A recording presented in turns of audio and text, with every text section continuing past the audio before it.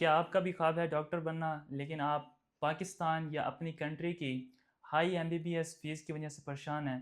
तो आप चाइना में अपनी मेडिकल जर्नी स्टार्ट कर सकते हैं। अस्सलाम वालेकुम एवरीवन, मैं हूं डॉक्टर मुहब।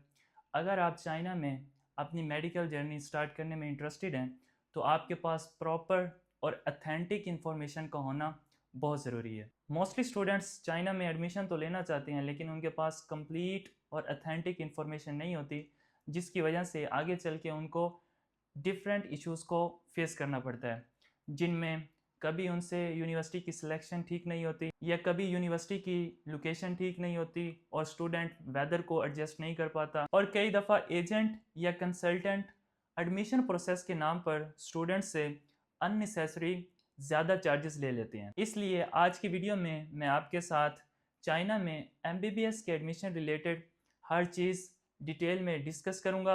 मैं आपको गाइड करूंगा यूनिवर्सिटी की सिलेक्शन के दौरान स्टूडेंट्स को किन फैक्टर्स को देखना चाहिए, एडमिशन के लिए कौन से डॉक्यूमेंट्स रिक्वायर्ड होते हैं, और एजेंट या कंसल्टेंट की रीज़नेबल फ़ी कितनी होनी चाहिए, और वो तमाम बातें जो आपको एक स्मार्ट डिसीजन लेने में हेल्प करेंगी, उनके बारे में डिटेल में डिस्कस करूंगा। अगर आप चाइना में एमबीबीएस प्लान कर रहे हैं तो इस वीडियो को एंड तक देखें, ताकि आप हर इंफॉर्मेशन के बारे में डिटेल में जान सकें। सबसे पहला और इम्पोर्टेंट फैक्टर यूनिवर्सिटी की सिलेक्शन है।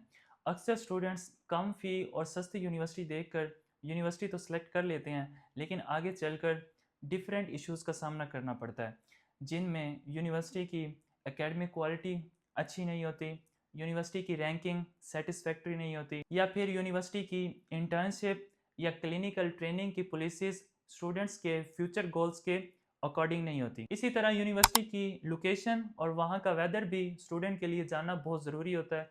कुछ सिटीज़ का वेदर बहुत हार्श होता है, जिसकी वजह से स्टूडेंट को बाद में एडजस्ट करने में मुश्किल होती है। और इसके अलावा स्टूडेंट का ये जानना भी ज़रूरी है कि यूनिवर्सिटी एमओई लिस्टेड है या नॉन एमओई लिस्टेड है, क्योंकि एमओई लिस्टेड यूनिवर्सिटीज़ में फर्स्ट डे से ही मेडिकल की स्टडी स्टार्ट करा दी जाती है, जबकि non MoE listed medical universities में फर्स्ट ईयर में चाइनीज़ लैंग्वेज पढ़ाई जाती है और सेकेंड ईयर से ऑनवर्ड मेडिकल की स्टडी स्टार्ट की जाती है। और इसके साथ स्टूडेंट का यूनिवर्सिटी की एचएस के पॉलिसी के बारे में जानना भी बहुत ज़रूरी होता है, क्योंकि कुछ यूनिवर्सिटीज़ एचएस के की पॉलिसी के बारे में बहुत स्ट्रिक्ट हैं, और अगर स्टूडेंट फर्स्ट ईयर के एंड पर एचएस के 3 या एचएस के 4 नहीं कर पाता, तो यूनिवर्सिटी स्टूडेंट को एक्सपेल कर देती है, और फिर स्टूडेंट के लिए इश्यूज़ क्रिएट होते हैं, या फिर वो माइग्रेशन के लिए देखता है, या फिर उसे न्यू एडमिशन कराना पड़ता है, और इस तरह स्टूडेंट का टाइम ज़ाया होता है।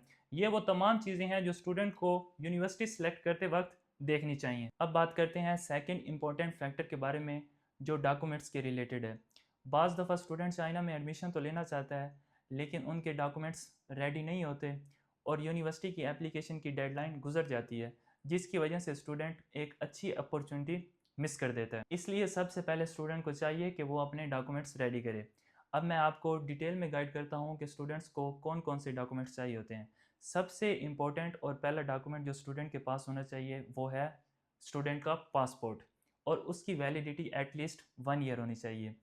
दूसरा डॉक्यूमेंट जो एप्लीकेशन के लिए ज़रूरी होता है वो है पुलिस क्लियरेंस सर्टिफिकेट, जो आप अपने सिटी के पुलिस खिदमत मरकज़ से बनवा सकते हैं। इसके बाद एफएससी और मैट्रिक के सर्टिफिकेट्स, वाइट बैकग्राउंड पिक्चर और स्टूडेंट का मेडिकल फॉर्म। ये वो तमाम डॉक्यूमेंट्स हैं जो यूनिवर्सिटी की एप्लीकेशन के लिए रिक्वायर्ड होते हैं।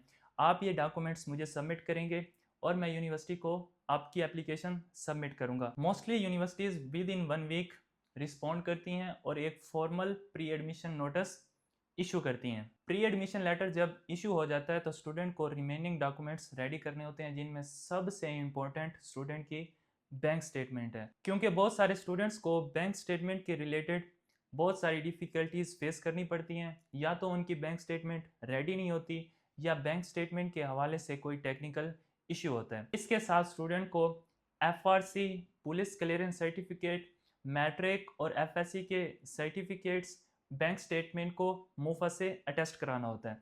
जब ये प्रोसेस कंप्लीट हो जाता है तो डॉक्यूमेंट्स यूनिवर्सिटी को सबमिट किए जाते हैं, और यूनिवर्सिटी वीज़ा लेटर अनाउंस करती है। स्टूडेंट अपने तमाम डॉक्यूमेंट्स और वीज़ा लेटर के साथ अपने करीबी जारी ऑफिस जाता है और वीज़ा के लिए अप्लाई करता है।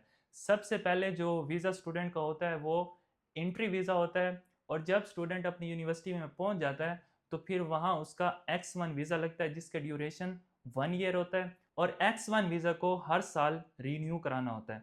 ये वो तमाम डॉक्यूमेंट्स और प्रोसीजर है जो स्टूडेंट्स को डॉक्यूमेंट्स प्रिपरेशन और किस तरह वीज़ा के लिए अप्लाई करना होता है मैंने डिटेल में डिस्कस किया है। अब बात करते हैं तीसरे और इम्पोर्टेंट फैक्टर के बारे में, और वो है एक अथेंटिक और रिलायबल एजेंट या कंसल्टेंट का इंतखाब।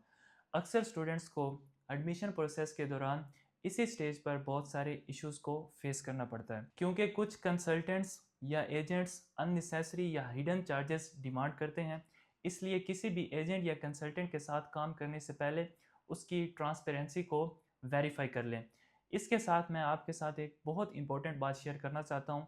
अगर कोई एजेंट या कंसल्टेंट आपसे पाकिस्तान में या आपके कंट्री में रहते हुए आपसे ट्यूशन फ़ी या hostel fee in advance demand करता है, तो वहाँ पर आपको एक्स्ट्रा प्रिकॉशन की ज़रूरत है, क्योंकि वहाँ पर आपके साथ स्कैम या फ्रॉड का ख़तरा होता है। क्योंकि पाकिस्तान में या अपने कंट्री में रहते हुए स्टूडेंट को सिर्फ 3 चार्जेस पे करने होते हैं, और वो है सबसे पहले एप्लीकेशन फ़ी जो मोस्टली केसेस में रिफंडेबल होती है, और फिर जब स्टूडेंट का प्री एडमिशन लेटर आ जाता है तो स्टूडेंट को सिक्योरिटी डिपॉजिट पे करना होता है। सिक्योरिटी डिपॉजिट यूनिवर्सिटी इसलिए डिमांड करती है ताकि स्टूडेंट विड्रॉ ना करे, और फिर जब स्टूडेंट का वीज़ा लग जाता है तो स्टूडेंट ने एडमिशन चार्जेस पे करने होते हैं। ये वो चार्जेस हैं जो स्टूडेंट ने पाकिस्तान में या अपने कंट्री में रहते हुए पे करने होते हैं। बाकी तमाम एक्सपेंसेस जो यूनिवर्सिटी के होते हैं, जिनमें यूनिवर्सिटी की tuition fee, hostel fee, medical, insurance, visa extension, ये तमाम चार्जेस स्टूडेंट्स को यूनिवर्सिटी में पहुंचने के बाद पर्सनली पे करने होते हैं। इसलिए अगर कोई कंसल्टेंट आपसे यूनिवर्सिटी के एक्सपेंसेस भी इन एडवांस में डिमांड करता है तो वहाँ पर आपको केयरफुल रहना चाहिए। अगर आप चाइना में MBBS और BDS के एडमिशन के लिए इंटरेस्टेड हैं तो आप अपना एडमिशन प्रोसेस मेरे थ्रू स्टार्ट कर सकते हैं।